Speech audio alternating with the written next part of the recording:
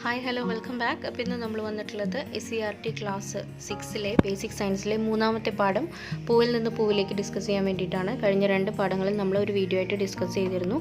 അതുപോലെ തന്നെ 5ാം ക്ലാസ്സിലെ ബേസിക് സയൻസും നമ്മൾ ഡിസ്കസ് ചെയ്തിട്ടുണ്ട്. കാണാത്തവരുണ്ടെങ്കിൽ ചാനലിൽ കയറി നോക്കുക, ലിങ്ക് ഞാൻ ഡിസ്ക്രിപ്ഷനിൽ കൊടുക്കാം. അതുപോലെ നിങ്ങൾ ആദ്യമായിട്ടാണ് ഈ ചാനൽ കാണുന്നതെന്നുണ്ടെങ്കിൽ PSC റിലേറ്റഡ് സിലബസ് ബേസ്ഡ് വീഡിയോസിനും ഷോർട്ട് വീഡിയോസിനും കറണ്ട് അഫെയർസ് വീഡിയോസിനും അതുപോലെ തന്നെ SCERT ടെക്സ്റ്റ് ബുക്ക് ക്ലാസ്സുകൾക്ക് വേണ്ടിയിട്ടും ചാനൽ സബ്സ്ക്രൈബ് ചെയ്യുക. തൊട്ടടുത്തുള്ള ബെല്ലൈക്കൺ കൂടി എനേബിൾ ചെയ്യുക. അപ്പോൾ നമ്മൾ അപ്ലോഡ് ചെയ്യുമ്പോൾ തന്നെ നിങ്ങൾക്ക് വീഡിയോസ് ലഭിക്കുന്നതായിരിക്കും. അപ്പോൾ നമുക്ക് നേരെ വീഡിയോയിലേക്ക് കിടക്കാം. പാഠം 3, പൂവിൽ നിന്ന് പൂവിലേക്ക്. സസ്യങ്ങളുടെ ലൈംഗികാവയവമാണ് പൂക്കൾ. സസ്യങ്ങളുടെ ലൈംഗികാവയവമാണ് എന്ത്? പൂക്കൾ. സസ്യങ്ങളിൽ പ്രത്യുൽപാദനം എന്ന ധർമ്മം വഹിക്കുന്നത് പൂക്കളാണ്. അതുകൊണ്ട് തന്നെയാണ് പൂക്കളെ സസ്യങ്ങളുടെ ലൈംഗികാവയവം എന്ന് പറയുന്നത്. സസ്യങ്ങളിൽ പ്രത്യുൽപാദനം എന്ന ധർമ്മം നിർവഹിക്കുന്നത് ആരാണ്? പൂക്കളാണ്. ഒരു പൂവിൻ്റെ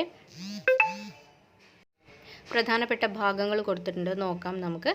കേസരപുടം, ദളം, ജനിപുടം, വിതളം, പുഷ്പാസനം, പൂഞ്ഞെട്ട്. ഇത്രയാണ് ഒരു പൂവിൻ്റെ അല്ലെങ്കിൽ ഒരു പുഷ്പത്തിൻ്റെ പ്രധാനപ്പെട്ട ഭാഗങ്ങൾ എന്ന് പറയുന്നത്. ഈ ഓരോ ഭാഗത്തിനും ഓരോരോ ഡ്യൂട്ടീസ് ഉണ്ട്. അതൊക്കെ നമ്മൾ ഈ വീഡിയോയിൽ പഠിക്കുന്നുണ്ട് കേട്ടോ. അപ്പോൾ സസ്യങ്ങളുടെ ലൈംഗിക അവയവമാണ് പൂക്കൾ. ഇനി നമുക്ക് നോക്കാം. ആദ്യത്തെ ചിത്രത്തിൽ കാണുന്നുണ്ട് പൂഞ്ഞെട്ട്. പൂഞ്ഞെട്ട് എന്തിനാണ് ഉപയോഗിക്കുന്നത്? പൂവിനെ ചെടിയുമായി ബന്ധിപ്പിച്ച് നിർത്തുന്നു. അതാണ് പൂഞ്ഞെട്ടിൻ്റെ ധർമ്മം എന്ന് പറയുന്നത്. അടുത്തത് വിതളം. വിതളം എന്തിനാ? മൊട്ടായിരിക്കുമ്പോൾ പൂവിനെ സംരക്ഷിക്കുന്നു. വിരിഞ്ഞതിനു ശേഷം ദളങ്ങളെ താങ്ങി നിർത്തുന്നു. മൊട്ടായിരിക്കുമ്പോൾ പൂവിനെ സംരക്ഷിക്കുന്നതും അതുപോലെ തന്നെ വിരിഞ്ഞതിന് ശേഷം ദളങ്ങളെ താങ്ങി നിർത്തുന്നതും ആരാണ്? വിതളം. വിതളമാണ്. അടുത്തത് ജനിപുടം. ജനിപുടം എന്താണ് ചെയ്യുന്നത്? പൂവിലെ പെൺലിംഗാവയവം ആണ് എന്തെന്ന് പറയുന്നത്? ജനിപുടം. പരാഗണ സ്ഥലം, ജനിതണ്ട്, അണ്ഡാശയം എന്നിവ ചേർന്നതാണ് ജനിപുടം. പരാഗണ സ്ഥലം, ജനിതണ്ട്, അണ്ഡാശയം എന്നിവയൊക്കെ ചേർന്നതാണ് പൂവിലെ ജനിപുടം എന്ന് പറഞ്ഞ ഭാഗം. ഈ പൂവിലെ പെൺലിംഗാവയവം എന്ന് പറയുന്നതും ഏതാണ്? ജനിപുടമാണ്. അടുത്തത് കേസരപുടം. കേസരപുടം എന്ന് പറഞ്ഞിട്ടുണ്ടെങ്കിൽ പൂവിലെ ആൺലിംഗാവയവമാണ്. പൂവിലെ പെൺലിംഗാവയവം ഏതാണ്? ജനിപുടമാണ്. പൂവിലെ ആൺലിംഗാവയവം കേസരപുടം. പരാഗിയും തന്തുകവും ചേരുന്നതാണ് കേസരപുടം. പരാഗിയും തന്തുകവും ചേരുന്നതാണ് കേസരപുടം. പരാഗണ സ്ഥലം, ജനിതണ്ട്, അണ്ഡാശയം എന്നിവ ചേരുന്നതാണ് ജനിപുടം. നെക്സ്റ്റ്, പുഷ്പാസനം. പൂവിൻ്റെ മറ്റു ഭാഗങ്ങൾക്ക് ഇരിപ്പിടം ഒരുക്കുക എന്നുള്ളതാണ് പുഷ്പാസനത്തിൻ്റെ ധർമ്മം. എന്താണ്? പൂവിൻ്റെ മറ്റു ഭാഗങ്ങൾക്ക് ഇരിപ്പിടം ഒരുക്കുന്നു. അതാണ് പുഷ്പാസനം ചെയ്യുന്നത്. അടുത്തത് ദളം. ദളം എന്താ ചെയ്യുന്നത്? പൂവിന് നിറവും മണവും ആകർഷകത്വവും നൽകുന്നു.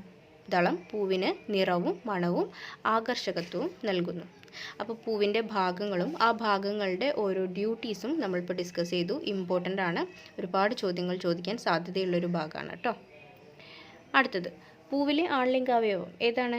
കേസരപുടം. നമ്മൾ നേരത്തെ പറഞ്ഞു. കേസരപുടത്തിലെ പരാഗിയിലെ പരാഗ രേണുക്കളിലാണ് പൂംബീജം കാണപ്പെടുന്നത്. കേസരപുടത്തിലെ പരാഗിയിലെ പരാഗ രേണുക്കളിലാണ് പൂംബീജം കാണപ്പെടുന്നത്. അപ്പോൾ പൂംബീജം എവിടെയാണ് കാണപ്പെടുന്നത്? കേസരപുടം. പൂവിലെ ആൺലിംഗാവയവമായ കേസരപുടത്തിലെ പരാഗിയിലെ പരാഗരേണുക്കളിലാണ് പൂംബീജം കാണപ്പെടുന്നത്. അതുപോലെ തന്നെ പരാഗിയും തന്തുകവും ചേർന്നതാണ് കേസരപുടം. പരാഗിയും തന്തുകവും ചേർന്ന ഭാഗത്തെയാണ് നമ്മൾ കേസരപുടം എന്നും പറയുന്നത്. അടുത്തത് പൂവിലെ പെൺലിംഗാവയവം ഏതാ? ജനിപുടം അല്ലേ? പരാഗണ സ്ഥലം, ജനിതണ്ട്, അണ്ഡാശയം എന്നിവ ചേർന്നതാണ് ജനിപുടം. നമ്മൾ നേരത്തെ പറഞ്ഞു പൂവിലെ പെൺലിംഗാവയവം എന്ന് പറയുന്നത് ജനിപുടമാണ്. പരാഗണ സ്ഥലം, ജനിതണ്ട്, അണ്ഡാശയം എന്നിവ ചേർന്നതാണ് ജനിപുടം. അണ്ഡാശയത്തിലെ ഒവ്യൂളിനകത്താണ് അണ്ഡം കാണപ്പെടുന്നത്. അപ്പോൾ അണ്ഡം എവിടെയാണ് കാണപ്പെടുന്നത്? അണ്ഡാശയത്തിലെ ഒവ്യൂളിനകത്താണ് അണ്ഡം കാണപ്പെടുന്നത്. അടുത്തത് പൂംബീജം അണ്ഡാശയത്തിലെത്തി കൂടിച്ചേരുന്ന പ്രവർത്തനത്തെ പറയുന്ന പേര്.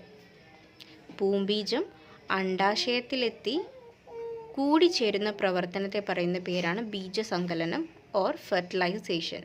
ബീജസങ്കലനം അല്ലെങ്കിൽ ഫെർട്ടിലൈസേഷൻ എന്നാണ് പൂംബീജം അണ്ഡാശയത്തിലെത്തി കൂടിച്ചേരുന്ന പ്രവർത്തനത്തെ പറയുന്നത്. ഇങ്ങനെയുള്ള ഈ ബീജസങ്കലനത്തിന് ശേഷമാണ് ചെടിയിൽ എന്തുണ്ടാവുന്നത്? ഫലം ഉണ്ടാവുന്നത്.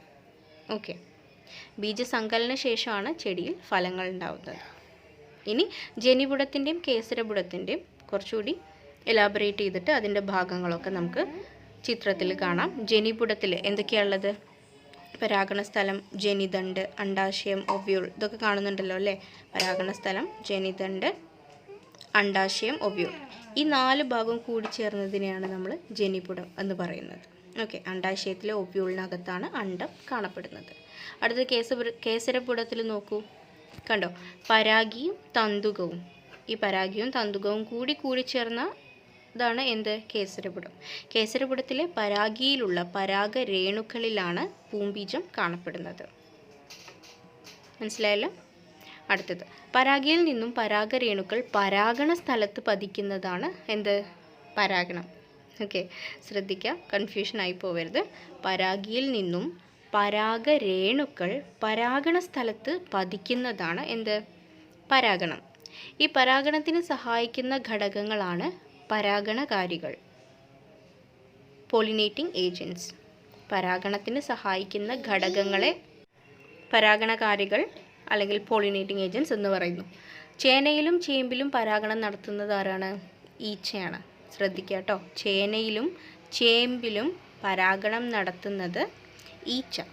കാറ്റ് വഴി പരാഗണം നടക്കുന്ന ചെടികൾക്ക് ഉദാഹരണമാണ് നെല്ല്, ഗോതമ്പ്, ചോളം, കരിമ്പ് ഇവയൊക്കെ.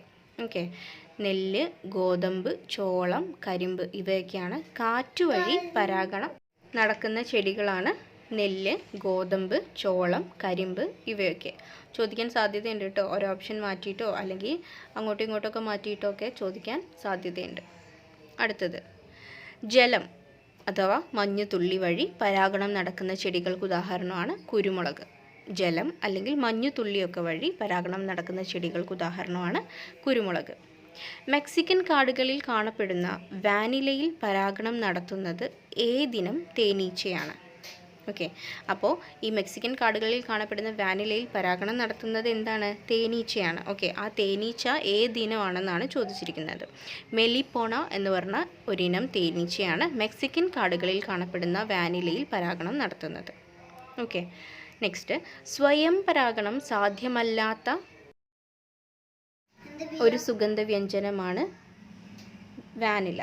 ഓക്കെ, സ്വയം പരാഗണം സാധ്യമല്ലാത്ത ഒരു സുഗന്ധവ്യഞ്ജനമാണ് വാനില. മെലിപ്പോണ തേനീച്ചകൾ നമ്മുടെ നാട്ടിൽ കാണപ്പെടാത്തതിനാലാണ് നമ്മുടെ നാട്ടിൽ വാനില കൃത്രിമ പരാഗണം ചെയ്യേണ്ടതായി വരുന്നത്. ഓക്കെ, അപ്പോൾ നമ്മുടെ നാടുകളിൽ എന്താണ്? വാനിലയിൽ കൃത്രിമ പരാഗണമാണ് ചെയ്യുന്നത്. ഓക്കെ, അതെന്തുകൊണ്ടാണ്? ഈ നേരത്തെ പറഞ്ഞ ഇനം തേനീച്ചകൾ, അതായത് മെലിപ്പോണ തേനീച്ചകൾ നമ്മുടെ നാട്ടിൽ കാണപ്പെടാത്തതിനാലാണ്. കാരണം അവ കാരണമായിട്ടാണ് അവയിൽ സ്വയം പരാഗണം നടത്തുന്നത്. ഓക്കെ, മികച്ച ഇനം വിത്തുകൾ ഉണ്ടാക്കിയെടുക്കുവാൻ ഗുണമേന്മയുള്ള ചെടികളിലെ പരാഗരേണുക്കൾ മറ്റൊരു പൂവിൻ്റെ പരാഗണ സ്ഥലത്ത് വിതറുന്ന പ്രവർത്തനമാണ് കൃത്രിമ പരാഗണം. എങ്ങനെയാണ് കൃത്രിമ പരാഗണം നടത്തുന്നത്? അതായത് ഇപ്പോൾ മികച്ച ഇനം വിത്തുകൾ ഉണ്ടാക്കിയെടുക്കാൻ വേണ്ടിയിട്ട് ഓക്കെ, നല്ല ഗുണമേന്മയുള്ള ചെടികൾ തിരഞ്ഞെടുക്കുക. അതിലെ പൂക്കൾ എടുത്തിട്ട് മറ്റൊരു ചെടിയിലെ പൂവിൻ്റെ പരാഗണ സ്ഥലത്ത് വിതറുന്ന പ്രവർത്തനമാണ് കൃത്രിമ പരാഗണം. അടുത്തത്, കേസരപുടവും ജനിപുടവും വെവ്വേറെ പൂവുകളിൽ കാണപ്പെടുന്ന പൂക്കൾ അറിയപ്പെടുന്നത് എന്താണ്? ഏകലിംഗ പുഷ്പങ്ങൾ, യൂണിസെക്ഷൽ ഫ്ലവേഴ്സ് എന്നാണ്. അതായത് കേസരപുടവും ജനിപുടവും വെവ്വേറെ പൂക്കളിൽ കാണപ്പെടുന്ന പൂക്കൾ അറിയപ്പെടുന്നത് ഏകലിംഗ പുഷ്പങ്ങൾ. അതായത് എന്താണ്? കേസരപുടവും ജനിപുടവും പെൺലിംഗ അവയവവും ആൺലിംഗ അവയവവുമാണ്. ചില പൂക്കളിൽ മാത്രമേ ഇത് രണ്ടും കൂടി ഒരുമിച്ചുണ്ടാവുള്ളൂ. ഓക്കെ, ചില ചെടികളിൽ ഒരു പൂവിൽ കേസരപുടം ഉണ്ടായിരിക്കും, മറ്റൊരു പൂവിൽ ജനിപുടം ഉണ്ടായിരിക്കും. ഓക്കെ, അങ്ങനെ ആയിരിക്കും. ഒരു ചെടികളിൽ തന്നെ വേറെ വേറെ പൂക്കളിലായിരിക്കും ഇതിങ്ങനെ സെപ്പറേറ്റ് ആയിട്ടുണ്ടാവുക. ഓക്കെ, അങ്ങനെയുള്ള പൂക്കളെ നമ്മൾ അറിയപ്പെടുന്നത് എന്താണ്? ഏകലിംഗ പുഷ്പങ്ങൾ അല്ലെങ്കിൽ യൂണിസെക്ഷൽ ഫ്ലവേഴ്സ് എന്നാണ് അറിയപ്പെടുന്നത്. അതിൻ്റെ ഉദാഹരണമാണ് മത്തൻ, വെള്ളരി, പാവൽ, പടവലം, കുമ്പളം, തെങ്ങ്, കവുങ്ങ്, തണ്ണിമത്തൻ ഇവയൊക്കെ. ഒന്നുകൂടി നോക്കാം. മത്തൻ, വെള്ളരി, പാവൽ, പടവലം, കുമ്പളം, തെങ്ങ്, കവുങ്ങ്, തണ്ണിമത്തൻ ഇത്രയാണ് ഏകലിംഗ പുഷ്പം. അടുത്തത്, ഒരേ പൂവിൽ തന്നെ കേസരപുടവും ജനിപുടവും കാണപ്പെടുന്ന പൂവുകൾ അറിയപ്പെടുന്നത് ദ്വിലിംഗ പുഷ്പങ്ങൾ. നേരത്തെ നമ്മൾ പറഞ്ഞത് വേറെ വേറെ പൂവുകളിൽ ജനിപുടവും കേസരപുടവും കാണപ്പെടുന്നതിനെ ഏകലിംഗ പുഷ്പങ്ങൾ, യൂണിസെക്ഷൽ ഫ്ലവേഴ്സ് എന്ന് പറഞ്ഞു. അപ്പോൾ അങ്ങനെ ഒരു പൂവിൽ തന്നെ കേസരപ്പുടവും ജനിപുടവും കാണപ്പെടുന്ന പൂക്കൾ അറിയപ്പെടുന്നതാണ് ദ്വിലിംഗ പുഷ്പങ്ങൾ, ബൈസെക്ഷൽ ഫ്ലവേഴ്സ് എന്ന്. അതിൻ്റെ ഉദാഹരണമാണ് പയർ, വെണ്ട, ചെമ്പരത്തി, വഴുതന, തക്കാളി, മുളക്, റോസ്, കോളാമ്പി, ചെണ്ടുമല്ലി, അരളി, രാജമല്ലി, മന്ദാരം ഇവയൊക്കെ.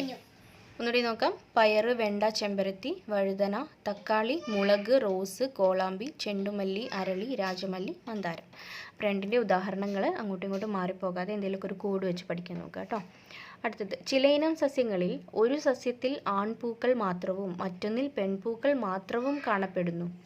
ഇത്തരം സസ്യങ്ങൾ അറിയപ്പെടുന്നത് ഏകലിംഗ സസ്യങ്ങൾ എന്നാണ്. ഉദാഹരണം ജാതി, വാലസ്നേറിയ, കുടപ്പന, കുടംപുളി ഇവയൊക്കെ. ചില സസ്യങ്ങളിൽ ആൺപൂക്കളും പെൺപൂക്കളും ഒരേ സസ്യത്തിൽ കാണപ്പെടുന്നു. ഇവയെ അറിയപ്പെടുന്നതാണ് ദ്വിലിംഗ സസ്യങ്ങൾ. അടുത്തതായിട്ട് ദ്വിലിംഗ സസ്യങ്ങൾക്ക് ഉദാഹരണമാണ് മത്തൻ, വെള്ളരി, പാവൽ, പടവലം, കുമ്പളം, തെങ്ങ്, കവുങ്ങ്, തണ്ണിമത്തൻ. ഓക്കെ, നമ്മൾ നേരത്തെ പറഞ്ഞ കാര്യങ്ങൾ തന്നെയാണ് കേട്ടോ. ഇനി ആൺപൂക്കളിൽ കേസരപ്പുടം മാത്രമുള്ള പൂക്കളായിരിക്കും. ആൺപൂക്കളിൽ കേസരപ്പുടം മാത്രമുള്ള പൂക്കളായിരിക്കും. കാരണം കേസരപ്പുടാണ് എന്ത് ആൺലിംഗ അവയവം എന്ന് പറയുന്നത്. അപ്പോൾ അങ്ങനെയാണെങ്കിൽ പെൺപൂക്കളിൽ ജനിപുടം മാത്രമായിരിക്കും. ഓക്കെ, ജനിപുടം എന്ന് പറഞ്ഞാൽ പെൺലിംഗ അവയവം. ആൺപൂക്കൾ എന്ന് പറഞ്ഞാൽ കേസരപ്പുടം മാത്രമുള്ള പൂക്കളാണ്. പെൺപൂക്കൾ എന്ന് പറഞ്ഞാൽ ജനിപുടം മാത്രമുള്ള പൂക്കൾ. ചോദിക്കാൻ സാധ്യതയുണ്ട് കേട്ടോ. ഓക്കെ, ആൺപൂക്കളിൽ കാണപ്പെടുന്നത് എന്താണെന്ന് ചോദിക്കാം, അല്ലെങ്കിൽ കേസരപ്പുടം മാത്രമുള്ള പൂക്കൾ ഏത് പൂക്കളാണെന്ന് ചോദിക്കാം. അങ്ങനെയൊക്കെ ചോദിക്കാൻ അങ്ങോട്ടും ഇങ്ങോട്ടുമൊക്കെ ചോദിക്കാം. അതുപോലെ തന്നെ ഇതിൻ്റെയൊക്കെ ഉദാഹരണങ്ങൾ ഇമ്പോർട്ടൻ്റ് ആണ്, പഠിച്ചു വയ്ക്കുക. അപ്പോൾ ഇത്രയാണ് ഇപ്പം നമ്മൾ 6ാം ക്ലാസ്സിലെ 3ാമത്തെ പാഠം പൂവിൽ നിന്ന് പൂവിലേക്കാണ് ഡിസ്കസ് ചെയ്തത്. ഒരുപാട് ക്വസ്റ്റ്യൻസ് ചോദിക്കാൻ സാധ്യതയുള്ള ഒരു പാഠഭാഗമാണത് കേട്ടോ. അങ്ങോട്ടും ഇങ്ങോട്ടും കൺഫ്യൂഷൻ വരാനൊക്കെ ചാൻസ് ഉണ്ട്. അതുപോലെ തന്നെ ഒരുപാട് എക്സാമ്പിൾസും കാര്യങ്ങളൊക്കെ ഉള്ള പാഠമാണ്. അപ്പോൾ നന്നായിട്ട് ശ്രദ്ധിച്ച് തന്നെ പഠിക്കുക.